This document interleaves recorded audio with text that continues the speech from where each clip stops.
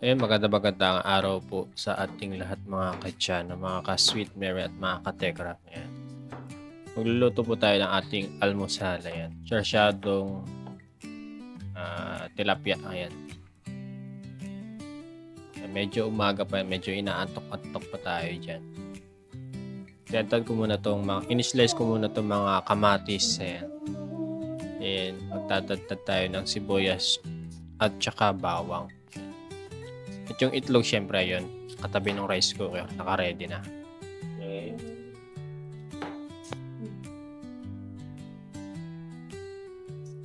At syempre, yung mga pusa ko nakaabang kahit wala pang pagkain.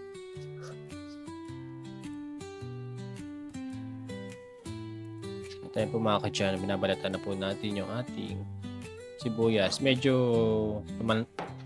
talamsik lang sa mata natin yung sibuyas dyan. Mahapdi talaga pagka nagkagayat ng sibuyas.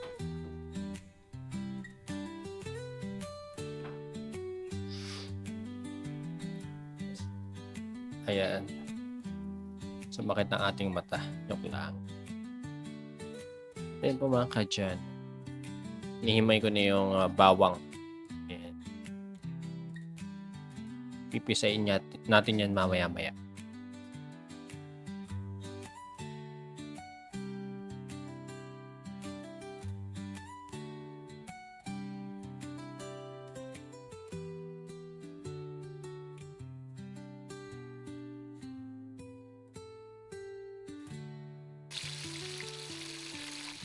Again. Dito. So ito is light.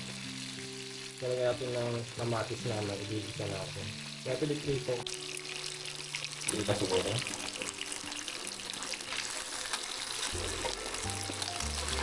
Ito yung po mga ka-tiyan. Tapos na yung ating pinipritong tilapia. Ayan. Maganda talagang iprito muna din. Saka natin ibabaw doon sa niluto natin kamatis or ginisa natin kamatis. May itlog.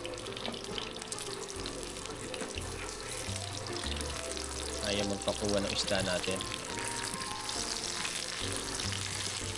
Ano magpakuha? Yan, nakakatipid tayong konti kasi wala tayong ginagamit na LPG.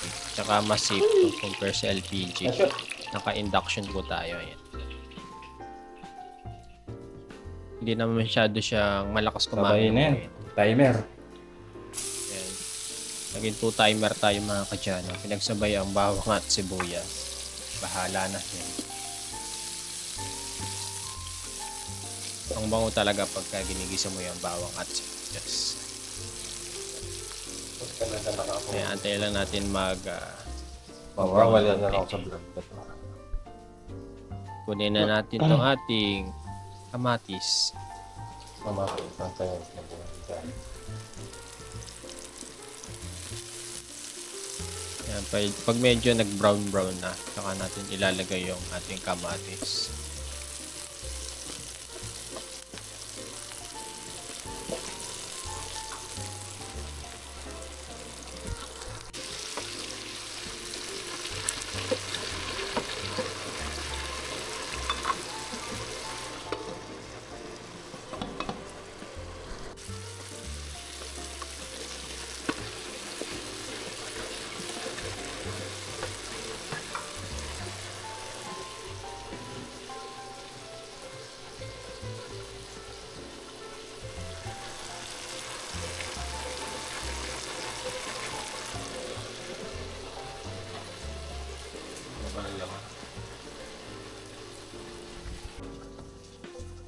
At ngayon naman mga ka-tiyan, babati tayo ng itlog.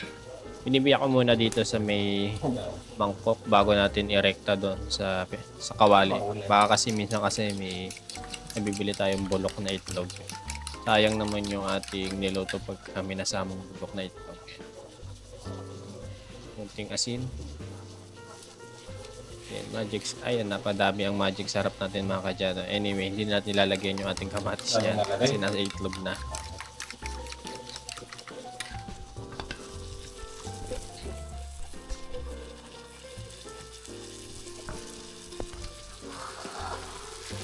At ayun mga kadyano, ilalagay na natin itong ating eggs.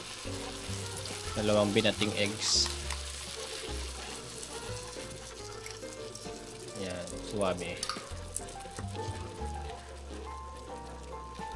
Medyo nagsasabaw na rin yung kamatis natin. Then, halo-haloin natin para hindi magmukhang pinaritong itlog. Ayan. Mukha naman siyang gisa. Ayan.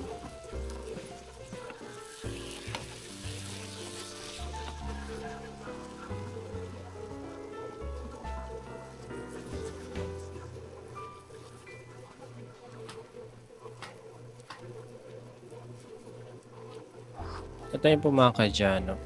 After ilalagay na po natin itong mga tilapia natin. Medyo yung hap niya hindi mo masyadong naprito ng gusto. Pero ang mahalaga lang naman kasi is mawala yung lansa ng isda. Yan, yan. Papatong lang natin dyan din. Tatakpan natin. Halo-haloin. Mala chef boy logro.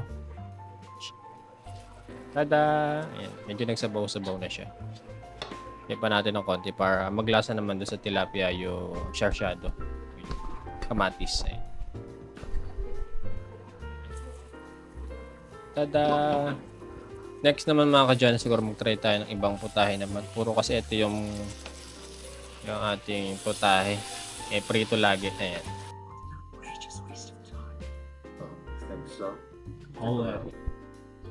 Ayan mga kadyan, attend tayo ng brunch meeting ngayong Saturday. Tignan natin kung ano yung magandang insights na makukuha natin ngayong araw. Ayan. So mamaya may meeting tayo ulit. May 1 PM siguro. Tayo po mga kadyan, after po ng aming meeting sa ProLife UK, ayan, isipan kong tanggalin itong mga nabulok na mangga. Kasi pag kami nahuhulog na bago, mahirap nang piliin yung mga bagong hulog. Kaya tinanggal muna natin. Gamitan natin ng mahiwagang paa. Saka mahiwagang dustpan para mabilis ang ating pagpulot. Kaya hindi madumihan. Iba kasi nabubulok na yung mangga eh. Para pag kami nahulog na bago mga kadyano is napakadali niya kunin o pumili ng magandang or hinog na mangga. Ayan. At syempre nagwalis na rin tayo mga kadyan kasi tagal na rin tayo hindi na-exercise kasi parang walis ko pa is matagal na kasi minsan nakakatamad magwalis pag kami kasamang mangga. Ayan. Tayo mga kadyan, walis is life. Ayan. Binabato ko lang po doon sa may bukid yung mga mangga. Ayan. Para dagdag fertilizer na rin pagka nagtanim na po sila dyan. More walis din. Kinabukasan syempre may dahon na naman ulit yan kasi naglalagas na rin yung dahon ng mangga ngayon.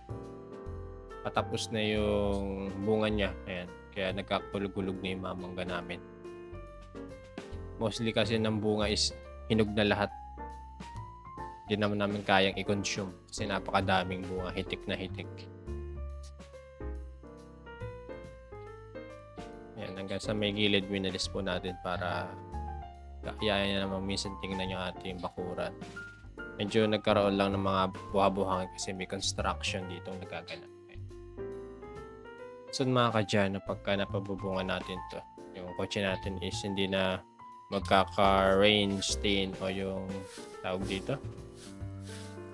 Nakalimutan. Basta ganun mga kadyan. Or acid rain, I mean, naalala na natin. Pati yung buhangin kong tinambak dati dito is nag-flat na siya. Kaya kinuhaan po nila dati. Ayan. Parang yung bato-bato natin nilagay dito is lumubog na.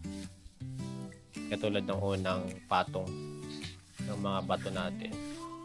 Kitang-kita ngayon naglubugan doon sa putik. Ayan. Hanggang doon sa gilid syempre winawalis natin.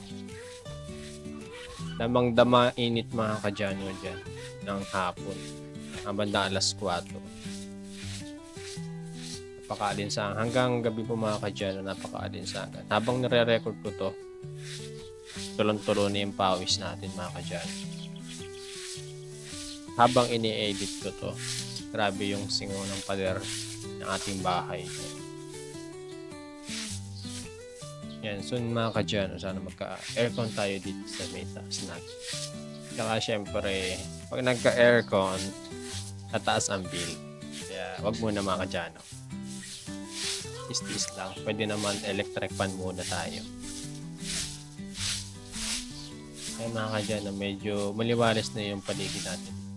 Sa una na napakadaming nabubulok na mangga. Ayan.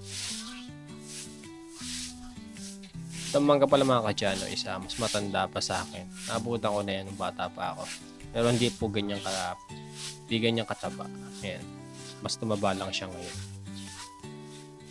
Dati kasi marami kami mangga dito. Nasa 4 or 5 puno na malalaki. Ngayon, wala na.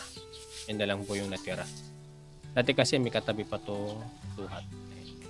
At ayun po mga kadyano, hanggang dito lamang po yung ating video. Maraming salamat sa panonood at bukas naman po ulit. Bye-bye!